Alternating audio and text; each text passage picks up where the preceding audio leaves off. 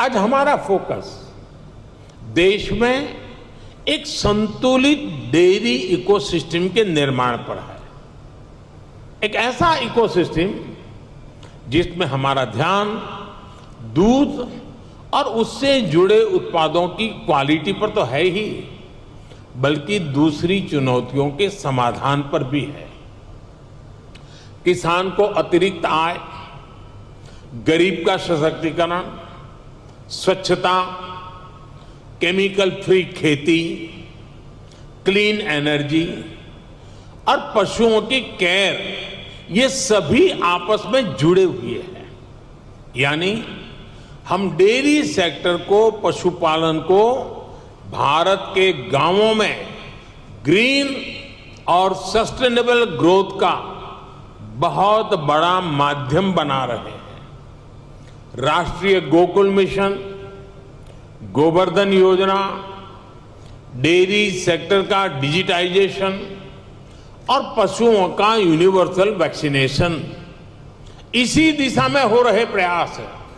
इतना ही नहीं, भारत ने जो सिंगल यूज प्लास्टिक बंद करने का जो अभियान चलाया है, वह एनवायरमेंट की दृष्टि से तो महत्व का है ही, लेकिन जो भी जीव दया में विश्वास करते हैं, जो पशुधन में, उसके कल्याण में विश्वास करते हैं, उनको मालूम है कि प्लास्टिक पशुओं के लिए कितना खतरनाक बनता जा रहा है, गाय और भैंस के लिए कितना खतरनाक बनता जा रहा है। उस सिंगल यूज प्लास्टिक को भी बंद करने का, खत्म करने का हमने बहुत लगातार प्रयास आरंभ किया है।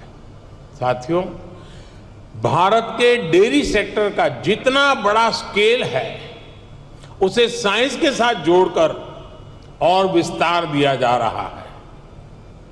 भारत डेयरी पशुओं का सबसे बड़ा डेटाबेस तैयार कर रहा है। डेयरी सेक्टर से जुड़े हर पशु की टैगिंग हो रही है। आधुनिक टेक्नोलॉजी की मदद से हम पशुओं की बायोमेट्रिक पहचान कर रहे हैं। हमने इसे नाम दिया है पशु आधार। पशु आधार के जरिए पशुओं की डिजिटल आइडेंटिफिकेशन की जा रही है, जिससे उनकी सेहत पर नजर रखने के साथ साथ डेयरी प्रोडक्ट से जुड़े मार्केट को विस्तार देने में मदद मिलेगी।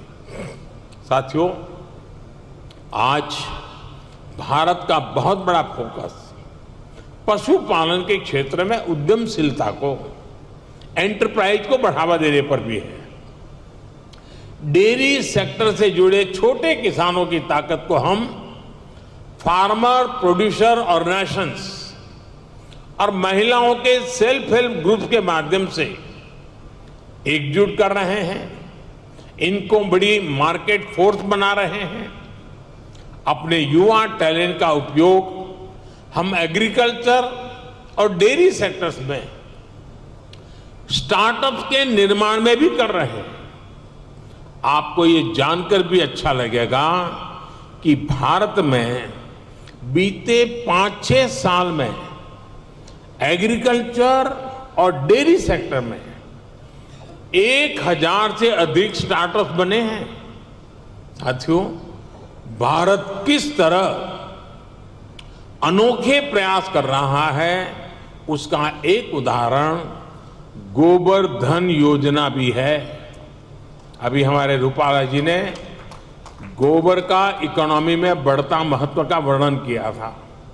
आज भारत में पशुओं के गोबर से बायोगैस और बायो सीएनजी बनाने का एक बहुत बड़ा अभियान चल रहा है।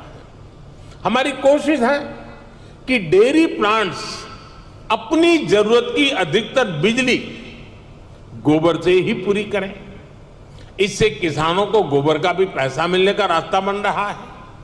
इस प्रक्रिया में जो ऑर्गेनिक खाद बनती है, उससे किसानों को खेती के लिए एक सस्ता माध्यम मिल जाएगा।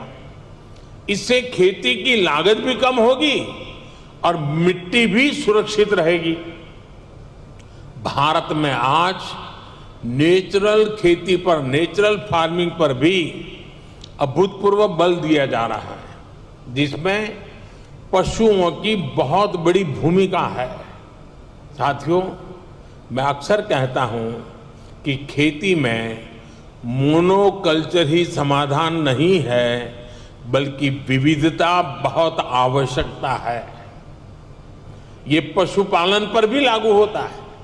इसलिए आज भारत में देसी नस्लों और हाइब्रिड नस्लों दोनों पर ध्यान दिया जा रहा है। इससे जलवायु परिवर्तन से होने वाले नुकसान की आशंकाओं को भी कम किया जा सकेगा।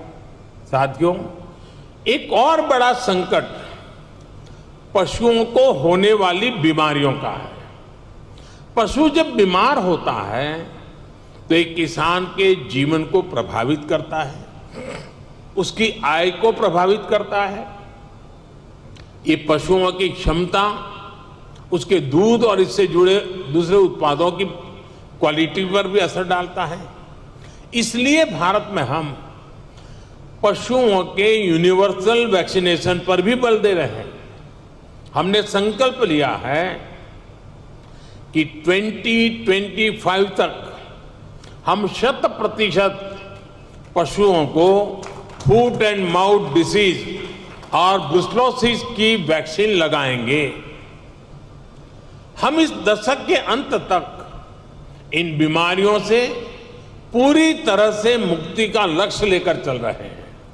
साथियों, आज आपके बीच चर्चा करते हुए मैं डेयरी सेक्टर के सामने आई सबसे ताजा चुनौती का भी जिक्र करूंगा। पिछले कुछ समय में भारत के अनेक राज्यों में लंपी नाम की बीमारी से पशुधन की क्षति हुई है। विभिन्न राज्य सरकारों के साथ मिलकर केंद्र सरकार इसे कंट्रोल करने की पुरजोश कोशिश कर रही है। हमारे वैज्ञानिकों ने लंपी स्किन डिसीज की स्वदेशी वैक्सीन भी तैयार कर ली है। पूरे विश्व में इतना ज्यादा रेशियो किसी और देश में नहीं है।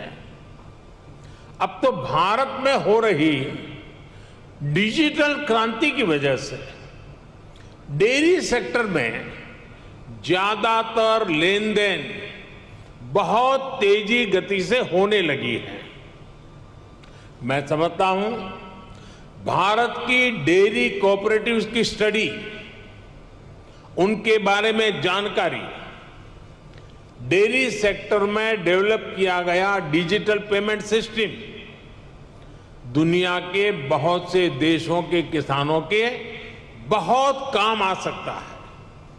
इसलिए भारत के डेयरी सेक्टर की एक और बड़ी ताकत है, एक और यूनिकनेस है, हमारी इंडिजिनस स्पीशीज।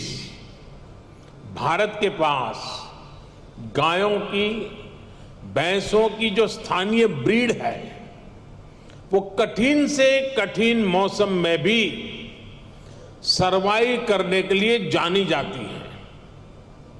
मैं आपको गुजरात की बन्नी भैंस का उदाहरण देना चाहूंगा।